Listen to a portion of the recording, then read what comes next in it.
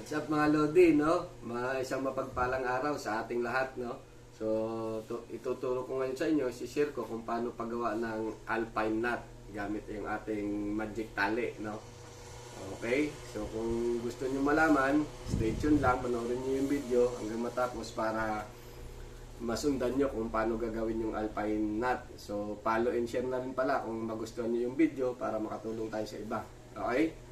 Sana natin. Ganyan mo lang yan. Ito yung working end. Yan. Dulo. Bali, ganyan lang yung magiging itsura niya. Yan.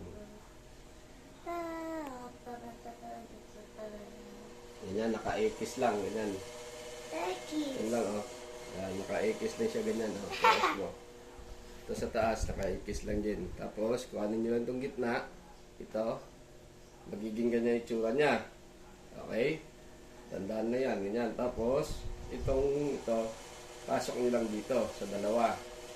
Pag napasok na, hilain lang natin yan. Hila, hila. Yan. Magiging ganyan na itsura niya. Alpine knot. Pwede kayong pangsabit. Kung nagma-mountain climbing kayo o kung anong mang gamit, pwedeng sabitan dito. Okay? Thanks for watching.